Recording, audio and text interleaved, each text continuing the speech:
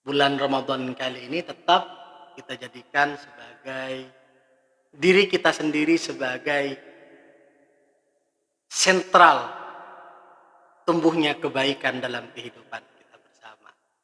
Kalian itu, kata Allah, jangan jerumuskan diri kalian dengan caramu sendiri. Saya katakan caramu sendiri, cara kalian sendiri pada kebinasaan. Bahkan saya katakan bisa menjadi wajib jika khawatir atau ada dugaan kuat penularan itu berpotensi yang sangat tinggi ketika seorang itu tidak memakai masker. Nah, bagaimana ketika sholat, Pak Ustadz? Apakah nanti sholatnya sah atau tidak? Assalamualaikum warahmatullahi wabarakatuh. Bismillahirrahmanirrahim. Nahmadullah wa nasta'inuhu wa nastaghfiruh wa natubu ilaih. Allahumma shalli wa sallim ala sayyidina Muhammad wa ala ali sayyidina Muhammad. Saudara yang berbahagia, bulan Ramadan kali ini tetap kita jadikan sebagai diri kita sendiri sebagai sentral tumbuhnya kebaikan dalam kehidupan kita bersama. Bukan karena berada di tempat-tempat tertentu, bukan karena berada di situasi-situasi tertentu, bukan karena berada di masa-masa tertentu, karena yang menentukan adalah diri kita sendiri. Kita ini adalah panitia kebaikan untuk diri kita sendiri. Saudara yang berbahagia, agama tetap mengajarkan kepada kita agar kita tidak menjatuhkan diri kita dalam suatu kebinasaan. Makanya bunuh diri itu hukumnya tidak boleh. Termasuk orang lalai. Lalai bagaimana? Udah tahu berbahaya tapi masih dilakukan. Itu namanya lalai atau abai. Nah, Allah Subhanahu wa taala di dalam surah Al-Baqarah ayat 195 itu dauh wala tulqu biaidikum ila tahlukah. Kalian itu, kata Allah, jangan jerumuskan diri kalian dengan caramu sendiri. Saya katakan caramu sendiri, cara kalian sendiri pada kebinasaan.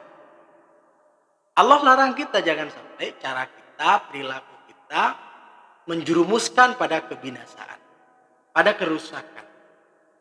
Termasuk dalam melakukan kebaikan, jangan sampai melahirkan suatu kerusakan di dalamnya.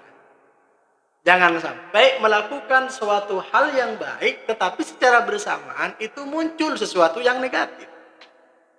Contoh kecil misalnya, saat ini kita dalam melakukan sholat oleh para medis, anjuran pemerintah, kita harus memakai masker bagi masjid yang menyelenggarakan sholat berjamaah. Nah, bagaimana ketika sholat, Pak Ustadz? Apakah nanti sholatnya sah atau tidak? Maka jawabannya adalah sholat menggunakan masker tetap sah hukumnya. Karena tersentuhnya hidung ya kepada tempat sujud, kepada bumi, itu hukumnya adalah sunnah. Beda lagi dengan jabhah. Kalau jabhah ini dahi tetap harus menyentuh kepada bumi.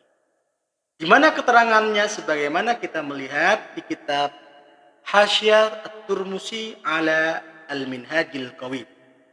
Di situ disebutkan wa yusannu fis sujud ya wa rukbatayhi aw lil ittiba wa khilafuhu mansukhun ala ma fi. Thumma yadayhi thumma jabhatihi wa anfihi ma'an wa yusannu kaunuhu maksyufan. Ini dasar tentang kesunahan bahwa hidung ini dibuka ketika sujud. Artinya apa? Ketika seseorang sujud, hidungnya tertutup dalam kondisi menjaga keselamatan kita saat sholat, maka itu tidak mempengaruhi terhadap keabsahannya sholat. Ya, ini kalau dalam pandangan fikih, kecuali pandangannya ikut pandangan perasaan, pokoknya gak sah ini, kayaknya batal ini. Kalau pandangan fikih, pandangan agama, tetap sholatnya adalah sah, bahkan saya katakan bisa menjadi wajib jika khawatir atau ada dugaan kuat penularan itu berpotensi yang sangat tinggi ketika seorang itu tidak memakai masker. Saya kira udah jelas, mudah-mudahan kita sadar semua tentang menjaga keselamatan ini. Kita sadar menjaga diri kita sendiri, kita sadar menjaga orang lain agar semuanya diselamatkan oleh Allah Subhanahu wa taala, karena menjaga keselamatan merupakan perintah dari Allah Subhanahu wa taala. Mudah-mudahan secuil ada guna dan manfaatnya. Wassalamualaikum warahmatullahi wabarakatuh.